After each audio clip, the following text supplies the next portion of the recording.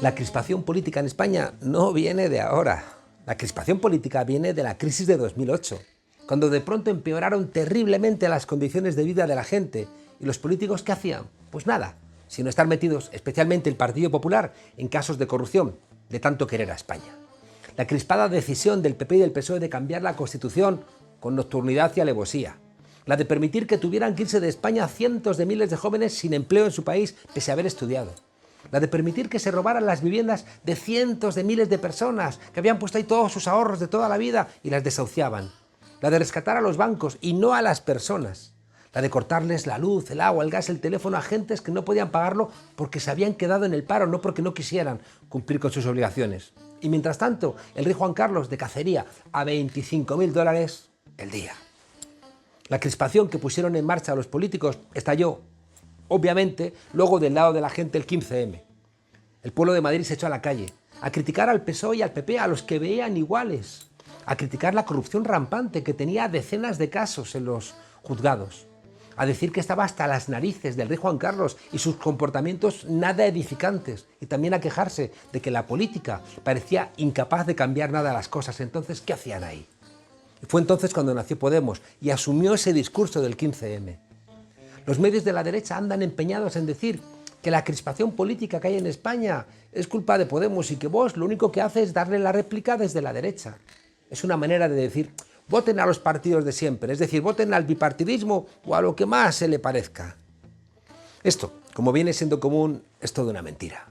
Porque Podemos lo que viene haciendo es señalar a sinvergüenzas, que es lo que tiene que hacer la gente decente en democracia, no enmascararlos. Podemos señalar a los políticos del PP. ¿Y qué ha pasado? Pues ahí está, rato en la cárcel por ladrón. La sede de Génova que tienen que abandonarla por ladrones. Todos los tesoreros del PP, el 100% de los tesoreros del PP imputados o condenados por corrupción. Los Fabra, los Camps, Ignacio González en la cárcel, Granados en la cárcel. La asistente de Cifuentes que irá a la cárcel, mientras Cifuentes no, que esa fue la beneficiada del máster, pero ella se libra. López Viejo en la cárcel, Esperanza Aguirre rodeada de las sombras de la cárcel constantemente, la Gürtel, la Púnica, la Lezo Teula. Pero ¿quién crispa? ¿El que roba o los que denuncian a los ladrones? Podemos señalar el comportamiento del rey emérito. ¿Y dónde está el rey emérito? Pues en Dubái, huido y con juicios pendientes por mucho que le esté ayudando la agencia tributaria. ¿Y quién crispa? ¿El que cobra comisiones ilegales desde la jefatura del Estado o quien las denuncia? Podemos señalar a los fondos buitre, porque estaban desahuciando a la gente y convirtiendo las viviendas en viviendas para los turistas. Y Podemos dijo que había que frenar los precios de los alquileres porque a la gente se le estaba yendo la vida en pagar un techo sobre sus cabezas. ¿Y qué hacen el PP y el PSOE? Pues ponerse del lado de los grandes tenedores de vivienda. ¿Y quién crispa? ¿El banco que se queda con tu casa después de que casi la has pagado o los que denuncian ese robo? Podemos señaló que los bancos tenían que devolver el dinero de los rescates bancarios. ¿Y qué han hecho los bancos con el apoyo del PP y del PSOE? Pues fusionar Bankia y CaixaBank, quedarse los 23.000 millones que le dimos a Bankia, 23.000 millones. Subirse el sueldo a los directivos además, al tiempo que despiden a más de 8.000 trabajadores, además de los 6.000 que ya había despedido Bankia en 2013. ¿Pero quién crispa? ¿Los bancos rescatados? ¿Los de las tarjetas Black o los que estamos denunciando este atraco? El IBEX 35 se inventó a Ciudadanos y estaban convencidos de que iban a lograr un gobierno de Rivera presidido por Sánchez. Contaban con que iban a doblar el brazo a Podemos y dispararon todas sus baterías contra esa decisión de que no se iba a apoyar un gobierno cuyo programa lo habían hecho dos hombres de la banca, Garicano por Ciudadanos y Jordi Sevilla por el PSOE. ¿Y quién crispó? Los medios que insultaron a Podemos, los medios que insultaron a Pablo Iglesias hasta la saciedad, presentándolo como un monstruo, o Podemos, que decía que no había nacido para apoyar una nueva forma de bipartidismo, ahora del PSOE con Ciudadanos, y que iban a mantener todas las políticas económicas del bipartidismo. Cuando no les sirvió Ciudadanos, se inventaron a Vox, y le dieron carta blanca para decir en los medios de comunicación lo que les diera la gana, rompiendo todas las líneas rojas que nos habíamos dado los demócratas en este país. Y Vox además llevó al Partido Popular, con Díaz Ayuso, otra vez a la Alianza Popular de Fraga. Nadie sabe cuál es el programa que presenta Vox, la extrema derecha. En Andalucía, bajar los impuestos a los ricos. Su única hoja de ruta es atacar a Podemos, que para eso les apoyan los poderosos. ¿Y quién crispa la política española? ¿Los que hablan de fusilar a 26 millones de españoles? ¿Los que mandan amenazas de muerte? los que vandalizan murales, los que se ríen de las víctimas del franquismo, los que quieren deportar a españoles porque son negros, los que quieren exiliar a los que no piensan como ellos, los que quieren ilegalizar a los partidos políticos de la izquierda, o los que dicen que no pueden volver a ser las mayorías las que pagan el costo de la crisis. De creer a los medios, un desahuciado al que le han echado de su casa, donde tenía todos los ahorros de toda su vida, y aún incluso así todavía debe dinero, va a estar más enfadado con la posibilidad remota de que le ocupen la vivienda vacía, que ahora además es del banco, antes que enfadarse con el banco que se la ha quitado. Si el 4M vota igual un banquero, Florentino Pérez, un trabajador, una persona que recibe el salario mínimo y un pensionista, los que os aseguro que no se equivocan, no son ni el banquero ni Florentino Pérez. Eso sí, hay que ver cómo crispa Podemos la política y hay que ver qué país tenemos, que todos los políticos es que son iguales. Bienvenidas a la frontera, desobedientes.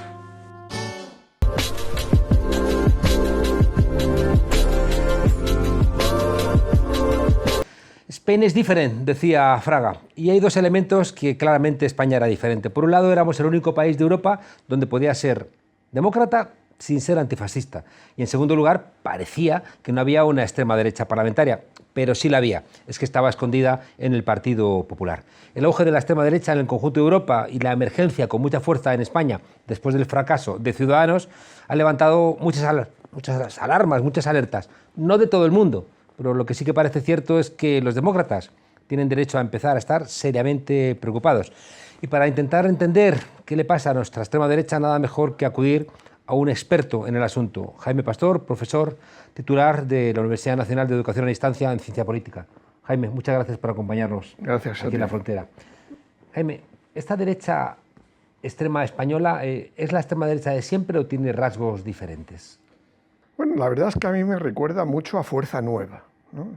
Que realmente si se ve el tipo de discurso y se ve de alguna manera las referencias que emplean, pues recuerda mucho a Blas Piñar, ¿no?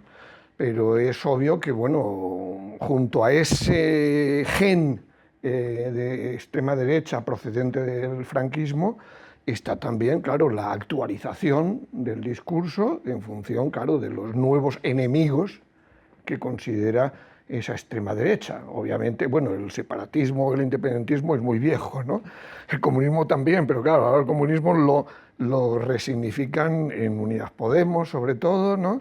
Y bueno, en cualquier movimiento que de alguna manera recuerde que existen alternativas, digamos, al capitalismo y al neoliberalismo. Y luego, claro, en los movimientos sociales y sobre todo en el feminismo, ¿no? Es decir, el feminismo aparece como un enemigo claro, ¿no? Es decir, que es un cóctel entre ingredientes procedentes del franquismo, es decir, ni siquiera banaliza el franquismo, es decir, lo reivindica prácticamente, ¿no? Porque banalizarlo pues lo trató de hacer en el pasado Esperanza Aguirre, ¿no? Pero junto a eso, pues claro, está ese neoliberalismo en lo económico-social, ¿no? Ese anticomunismo visceral, esas guerras culturales que trata de adoptar, ¿no? Y por lo tanto es una combinación de elementos, ¿no? Que hacen que sea una extrema derecha que conecta con la extrema derecha que se está desarrollando en otros países de Europa. Esta extrema derecha española que representa a Vox y a la que se acerca también peligrosamente Ayuso en Madrid, se parece mucho al grupo de Visegrado, se parece a la extrema derecha polaca, húngara, en cambio no se parece tanto a la extrema derecha francesa, por poner un ejemplo. Exactamente, ¿no? Es decir, que yo creo que, claro, no pueden ocultar que, bueno, vienen del Partido Popular, son gente que está muy ligada a la oligarquía tradicional española, ¿no? Defiende sus intereses, defiende una política ultra neoliberal en el terreno fiscal o en el terreno de las privatizaciones y demás, ¿no? Y además eso, claro, son muy conservadores, ¿no? Es decir, el lado social que tiene Marine Le Pen en Francia, desde luego hasta ahora, no lo han mostrado, ¿no? Aunque bueno, está ese proyecto de sindicato, ¿no? De sindicato Solidaridad, que parece que quizás aprovechen este 1 de mayo, ¿no? Por lo que parece, ¿no? Pero que en todo caso, bueno, pues no les ha permitido desde luego ganar voto obrero, a pesar de ese discurso que quiere ser antiinmigrante, ¿no? Radical, y echar la culpa a los más empobrecidos de que esa clase media, digamos, que hoy está resentida frente a la desigualdad que también le está afectando, pues pueda también conectar con ellos, ¿no? Plantean algunos autores, por ejemplo Boaventura de Sousa Santos, que esta actual crisis del modelo capitalista puede ser representada en su enfado mejor por la extrema derecha que por la izquierda. Representada. Bueno, claro, el problema es ese, que arrastramos una decadencia de la izquierda, ¿no? Arrastramos una izquierda mayoritaria, empleando el término izquierda en términos convencionales, que se adaptó al neoliberalismo, ¿no? Desde Tony Blair, ¿no? Y aquí también con Felipe González, ¿no? Entonces, claro, el problema es ese, que ante una mayoría de gente desfavorecida, pues claro, la izquierda aparece sin alternativa, sin proyecto, es lo que, bueno, pues Nancy Fraser ha denominado el neoliberalismo progresista, ¿no? Y claro, después de ese fracaso, pues claro, pues la extrema derecha encuentra ahí un espacio para crecer y para tratar de aparecer como alternativa al desgaste que sufren las formaciones políticas. Claro, pero lo hace sin programa. Es decir, Vox va a estas elecciones en Madrid sin programa. Sí, ese es el problema, es decir, que realmente lo que hacen es un discurso contra, ¿no? Un discurso del resentimiento, un discurso de que detrás de las medidas que se defienden desde la izquierda viene el comunismo, viene el socialismo, es decir, recogen, pero eso claro lo recoge mejor Ayuso, ese elemento de libertad, ¿no? Es decir, la resignificación de la libertad en términos completamente individualistas y antisolidarios, ¿no? Y de defensa de los privilegios y de los derechos de los nativos, ¿no? Frente a los que están más abajo, ¿no? Es decir, que ahí, claro, pues aparecen como diciendo, bueno, no vais a descender más en la escala social, ¿no? Yo me encargo de que se pare ese descenso social, excluyendo a la población trabajadora inmigrante, marginando a los barrios más empobrecidos y promocionando, pues claro, pues más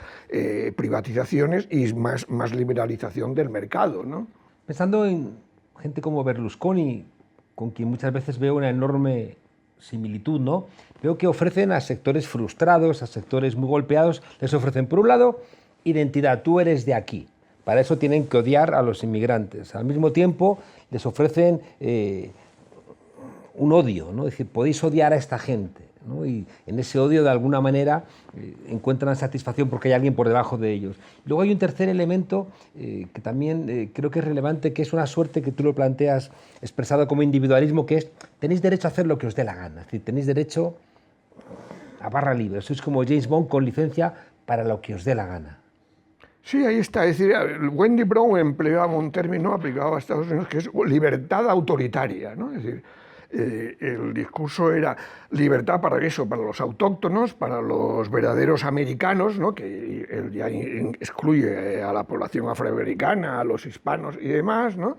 Es decir, libertad para, en todo este periodo de pandemia, poder tener los movimientos completo, no tener que verse sometido a las restricciones que impone esa situación de relativa emergencia sanitaria, ¿no? Y en ese sentido, pues claro, pues es una resignificación de la libertad por parte de esa extrema derecha, por parte del trumpismo, que hay que combatir, ¿no? Es decir, porque es claramente antisolidaria, ¿no? Y bueno, pues excluyente a una parte creciente de la población, ¿no? Es decir, que es un nacionalismo de Estado blanco, ¿no? Burgués, ¿no?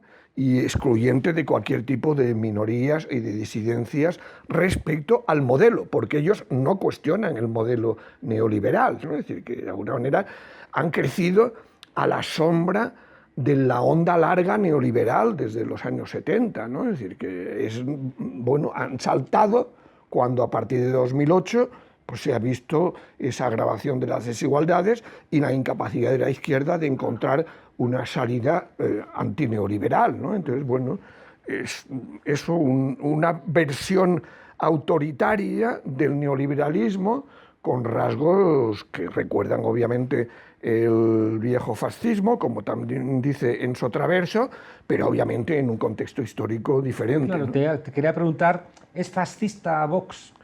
Bueno, yo diría, claro, ahí, por ejemplo, Enzo Traverso, pues habla de posfascismo, ¿no? Es decir, podríamos decir, tiene, o sea, que tiene elementos neofascistas claros, ¿no?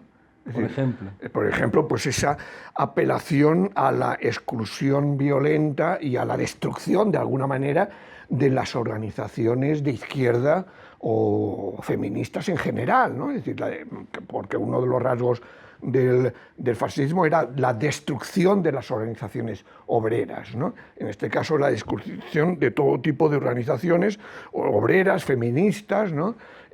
Autóctonas, vamos, autónomas de la población trabajadora inmigrante y demás, ¿no?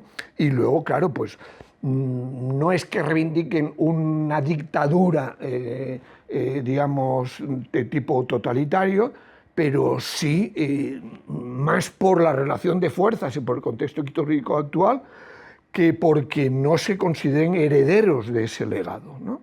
Y claro, obviamente en el caso español tenemos además la particularidad que no se da en otros países de que como no hubo ruptura con la dictadura, pues claro, hay ahí toda una, lo que se ha llamado el franquismo sociológico, ¿no? O toda una cultura autoritaria que ha continuado dentro del aparato de Estado. Es decir, que ellos son de alguna manera el exponente público de un sector significativo del aparato de Estado en el Poder Judicial, en la policía, en el ejército y demás, bueno, pues que obviamente han seguido socializando a las sucesivas generaciones que han entrado en esos cuerpos y en esas instituciones en torno a valores, si no franquistas, desde luego claramente reaccionarios, ¿no? ¿Qué papel desempeña en este posfascismo los medios de comunicación? Bueno, ahí tú has dado, ese es un punto clave, ¿no? Es decir, pues, obviamente los medios de comunicación, sobre todo si hablamos de Madrid, ¿no? Y de las televisiones, de la prensa, ¿no? Pues han jugado un papel clave en lo que es, digamos, bueno, lo que se llama crispación en términos suaves, pero lo que es ese adoctrinamiento, ¿no? de todos sus lectores, ¿no? En torno a la magnificación de la amenaza que pueden suponer el independentismo o Unidas Podemos, ¿no? Es decir, claro, yo leí hace poco, ¿no? En Es Diario, dice, no, el fascismo es un fenómeno residual, la verdadera amenaza es el comunismo, ¿no? Y dice, bueno, claro, pero ves los programas de Unidas Podemos, ¿no? O de otras fuerzas, bueno, realmente Unidas Podemos, ¿no? Pero podemos decir más Madrid, luego ahí no hay un proyecto comunista, ¿no? Es decir, el problema es que hoy, pues claro, en un contexto de crisis del capitalismo, de búsqueda de un nuevo régimen de acumulación, en búsqueda de mayor rentabilidad, pues claro, hay una crisis también a la hora de encontrar esos nichos de rentabilidad, ¿no? Y claro, todo lo que signifique cuestionar la privatización de la sanidad, la privatización de la educación, bueno, pues la privatización de las pensiones, ¿no? Todo eso para ellos es, claro, perder nichos de rentabilidad, ¿no? Para la gente que les financia política económicamente. Entonces, claro, los medios de comunicación lo que hacen es eso, denunciar, digamos, cualquier intento de incursión, digamos, en la propiedad privada, aunque sea de forma indirecta. Bueno, también estamos viéndolo en el tema de la vivienda y estamos viéndolo en lo que es la política fiscal, ¿no? Es decir, no tocar ningún impuesto, ¿no? Es decir, que en ese sentido los medios son la vanguardia, de alguna manera, en el plano discursivo de lo que están desarrollando tanto Vox como Ayuso, ¿no? Aunque Ayuso sea más una combinación, ¿no? de elementos discursivos de estos medios de comunicación y de Vox, con otros, digamos, más en ese sentido de libertad y más de, bueno, pues ofrecer una imagen que demuestre que el principal enemigo es Sánchez Iglesias. Me llama la atención que el fascismo históricamente en el siglo XX ha sido antijudío, ¿no? Y con el Holocausto como el gran referente. Sin embargo, la extrema derecha española está a favor del Estado de Israel. Hay una contradicción que no se explica muy bien. Sí, bueno, yo creo que tiene que ver, claro, con la evolución de lo que significaba el judaísmo tal como se veía en los años 30 incluso, porque además ahí hablaban sobre todo del judeo-bolchevismo, ¿no? Es decir, eso también Traverso lo analiza muy bien, ¿no? Claro, ahora, claro, lo que vemos es que el Estado de Israel está practicando el apartheid ya definitivo para ellos, ¿no? Del pueblo palestino, ¿no? Israel aparece como el laboratorio de las políticas represivas, autoritarias, incluso de la modernización de las técnicas de control policial, ¿no? Que se han ido importando en Centroamérica, ¿no? Como bien sabes, ¿no? Es decir, en Guatemala, en otros países, ¿no? Entonces, claro, pues eso aparece como un referente, y ahora el enemigo es el islamismo, ¿no? Los musulmanes, los pueblos árabes en general, ¿no? Déjame casi para terminar preguntarte por algo que también me llama la atención. Cuando se plantea este carácter protofascista o posfascista de Vox, a menudo los periodistas dicen, ¿qué pasa? ¿Que hay 4 millones de fascistas en España por la gente que vota a Vox? Y la respuesta evidente es, y había 11 millones y medio de fascistas en la Alemania que fueron los que votaron a Hitler. ¿El problema está realmente en los que les votan o que realmente hay unas semillas que tienen después unos desarrollos casi necesarios? Bueno, ahí está, es decir, que lo que es evidente, no se puede decir que todos los votantes de Vox sean fascistas o se identifiquen con la nostalgia del franquismo, pero es evidente que recogen algunos de las fracturas que quieren denunciar Vox. Como bien sabes, ¿no? Es decir, que claro, el problema es qué eje de conflicto, qué línea de fractura pesa más, ¿no? Entonces, claro, es posible que mucha gente que vota a Vox pese más el antifeminismo, pese más el antiindependentismo, que la identificación con los contravalores, digamos, de una dictadura, ¿no? Pero en todo caso, lo que sí es cierto es que, claro, que hay ahí un legado de la transición, es decir, que en ese sentido volvemos a los orígenes. Es decir, ¿cómo nos regañan cuando decimos que el relato de la transición ese es el problema, estaba sembrando estas cosas? Claro, de aquellos polvos estos lodos, ¿no? Es decir, el no haber generado un régimen basado en la ruptura con la dictadura hace que el tipo de democracia que se ha generado no ha sido una democracia antifascista. Incluso colegas nuestros reconocían ya en los 80, ¿no? Que se había generado una cultura de demócratas cínicos, ¿no?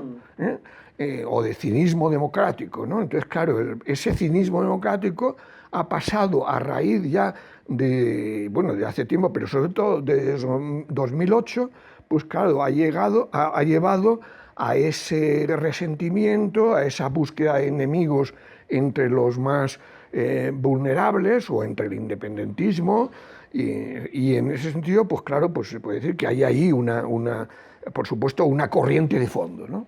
Una corriente de fondo que viene de la transición y que se reactivó a partir de 2008-2010, ¿no? Ese cinismo democrático que les hacía, por ejemplo, definirse como republicanos juancarlistas y Juan Carlos en Dubái. Con una frase, ¿por qué esta gente es monárquica a rabiar? Bueno, ahí está, porque claro, la monarquía es el eje principal de este régimen, ¿no? Es decir, que en ese sentido, para ellos es lo que garantiza la unidad del Estado, la unidad de España, ¿no? Y cuestionar esa institución es cuestionar el régimen y cuestionar al bloque de poder que lo ha mantenido desde entonces, ¿no? El problema que tienen actualmente es ese, que sufre, como también te comentaste en algún programa que vi, el problema es ese, que no tiene, o sea, la legitimidad de origen ya no le vale, la legitimidad de ejercicio se la tiene que ganar. y claro, lo tiene muy difícil, ¿no?, para ganársela, ¿no? Y ahí, claro, la gran tragedia es que el PSOE sea ahora mismo la principal garantía de que no se pueda reivindicar abiertamente al menos un referéndum sobre la forma de Estado, ¿no? ¿Y su relación también complicada con la Iglesia Católica de esta extrema derecha?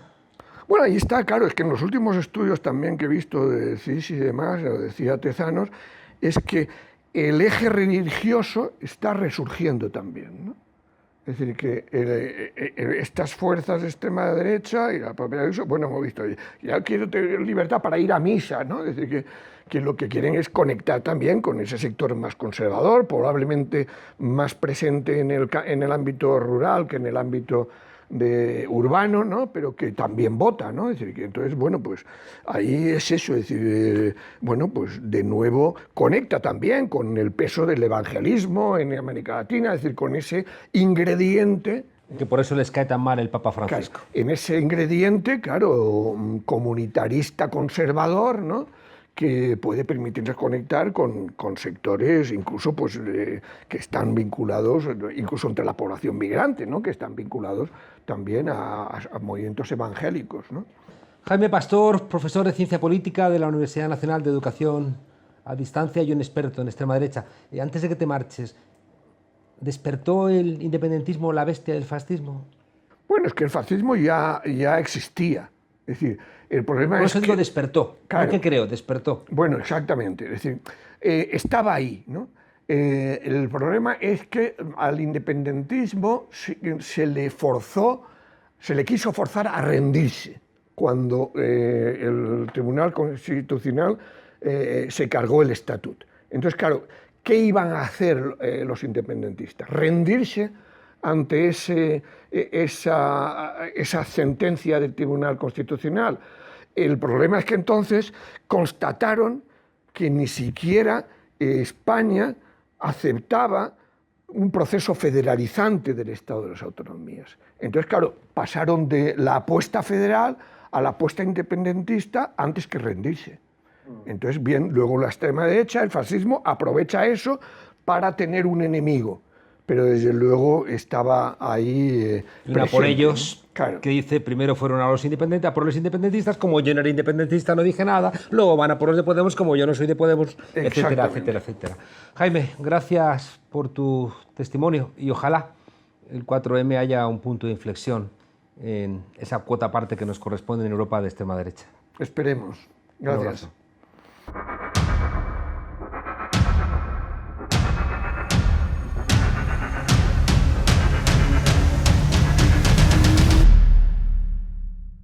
Buenas noches, Juan Carlos. El gran debate con la derecha debería haber sido, en esta campaña, sobre una leyenda urbana. El chico de la curva. No la chica de la curva, el chico. El chico se llama Arthur Laffer, fue asesor económico de Reagan, hoy es un vejestorio de 80 años, y a la derecha le encanta su curva. Es una curva muy peligrosa, en la que se estrellan las clases medias y las bajas, no los ricos, no los millonetis, faltaría más. La curva de Laffer dice que bajando impuestos aumenta la recaudación, porque la gente se supone que tiene más dinero para gastar y eso aumenta el número de operaciones que puede gravar la agencia tributaria, atrae inversores, atrae empresas, patatín, patatán. Claro, si eso fuera cierto, ¿por qué Rajoy subió los impuestos nada más llegar al poder? Que tardó poco más de un mes en subirlos. Dije que los iba a bajar y los he subido. ¿Qué pasa? Sí, bueno, ya los bajaré. Mentiroso. Mentira. Mentira. ¡Oh! Lo subió Rajoy porque la curva de Laffer es un camelo, es una leyenda urbana. Y a pesar de eso, la derecha siempre gana las elecciones cuando las gana por el mismo cuento. En lugar del debate sobre la curva de Laffer, que es el importante, no te lo niego, porque casi todo lo bueno que se puede hacer hoy en Madrid necesita dinero público para hacerse, necesita dinero público para ejecutarse bien invertido. ¿Qué tenemos? Tenemos varios debates maniqueos ideológicos en esta campaña. Tenemos comunismo-libertad, que propone la Forrest Gump de Chamberí, Isabel Natividad Díaz Ayuso. Por cierto, Felicitaciones, enhorabuena al periodista Miguel Mora de Contexto, que descubrió el otro día que Ayuso no es Ida, como la llamábamos todos, es Inda Isabel Natividad Díaz Ayuso. Fantástico descubrimiento.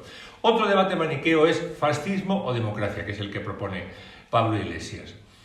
Y luego está el debate que proponen Ángeles Barceló y sus tertulianos, que es irse o quedarse. Si me queréis aquí, marcharse, si me queréis algo, irse. Tan válido, dicen muchos periodistas en relación a lo ocurrido el otro día, la semana pasada en el estudio de la SER, tan válido es irse como quedarse. Yo no estoy de acuerdo, Juan Carlos. La única manera de poner límites ahí al abuso y al insulto es marcharse, y te quiero contar por qué. Quedarse implica abaratar el debate. Si eres, yo que sé, Anthony Hopkins, pues no te metes en una película a las órdenes de José Luis García, ¿no? Si eres Pablo Iglesias, no te metes en un estudio a debatir con una fascista. Quedarse significa tener que dedicar todo tu tiempo y tus energías en el debate a pedirle al otro que no te insulte y que no te grite, ¿no? Pero es que eso no lo tiene que pedir el debatiente, lo tiene que pedir el árbitro. Tendría que haber sido Ángeles Barceló, la gran diva de la radio, la que pusiera los límites, por lo menos cuando la llamó activista y se burló de ella, ¿no? A mí me pasó algo parecido en 3 de Televisión. Hermann Tertsch les echó un pulso a los obispos para que me echaran del debate del Cascabel. Un debate en el que él ni siquiera estaba, no coincidíamos, pero al muy fachuzo le molestaba, por lo visto, que yo pululara por la cadena de los obispos, que él debía sentir como propia, ¿no? Por algo será. Bueno, pues yo no tuve que ir, cuando él protestó, a llorarle al Papa o al de la Conferencia Episcopal para que no me quitaran, ni tuve que arrastrarme ante él. Oye, Germán, perdóname por todas las cosas que he dicho, déjame estar. Fue José Pablo López, hoy director de Telemadrid, y entonces director de TCTV, el que arbitró, llamó a Teresa a su despacho: mire usted, aquí no es nadie usted para decidir quién se va y quién se queda. Y de resultas de esto, pues a Tess le dio una especie de pataleta de impotencia, un ataque histérico, y se marchó dando un gran y sonoro portazo de 13 con el rabo entre las piernas.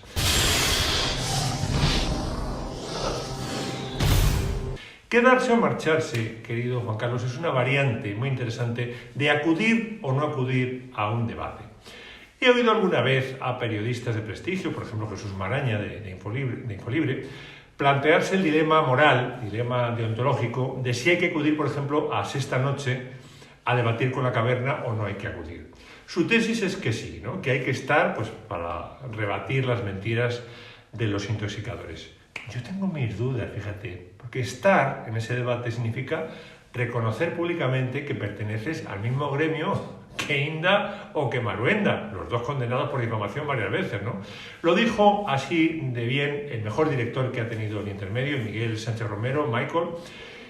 Su frase exacta, que te entrecomillo, fue: en un congreso de medicina no se sentarían 3 hechiceros masái con 3 neurocirujanos. Nadie pensaría que son parte de la misma profesión. Bueno, pues en España, sigue diciendo Michael, se sientan periodistas honorables, como ha mencionado Maraña, con gente que se dedica a mentir o a difamar. Trasladado a un debate electoral, quedarse significa reconocer que el otro es un demócrata como tú, ¿no? Y no es cierto, no es cierto. Monasterio Rocío es a la política lo que María Claver de Sexta Noche puede ser al periodismo, ¿no? Sentarse a debatir con ellos significa engrandecerlos, como subirlos de categoría, ¿no? De tercera regional a primera división.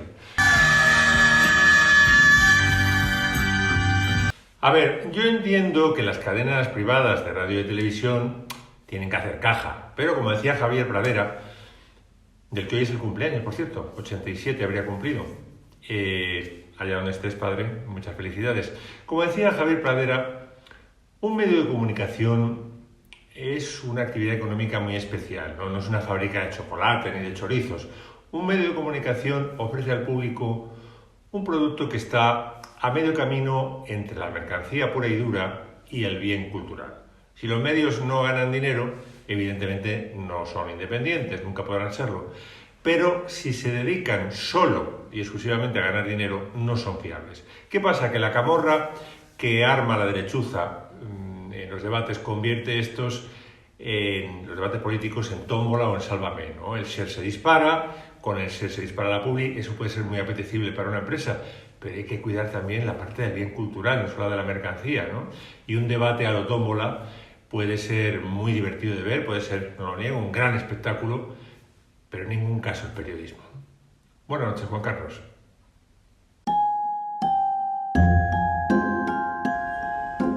Isabel Díaz Ayuso, la misma que vetó un acto de Irene Montero por el 8M, por el Día de la Mujer Trabajadora, con la idea de evitar el adoctrinamiento, presentó ayer su plan para la educación. ¿Y desde dónde? Pues desde un colegio privado.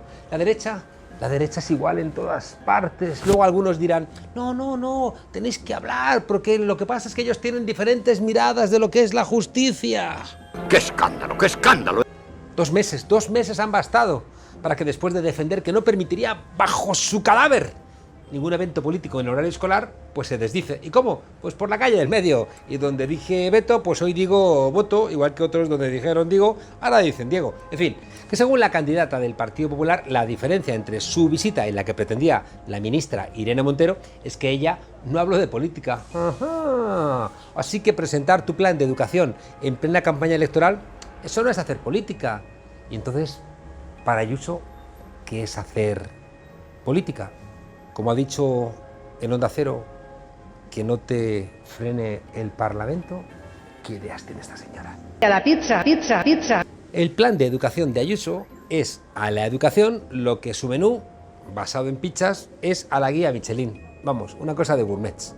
Hablando de estrellas, por cierto, la medida estrella de Ayuso en materia educativa es que el currículo incluirá contenidos obligatorios en eso de Constitución y democracia.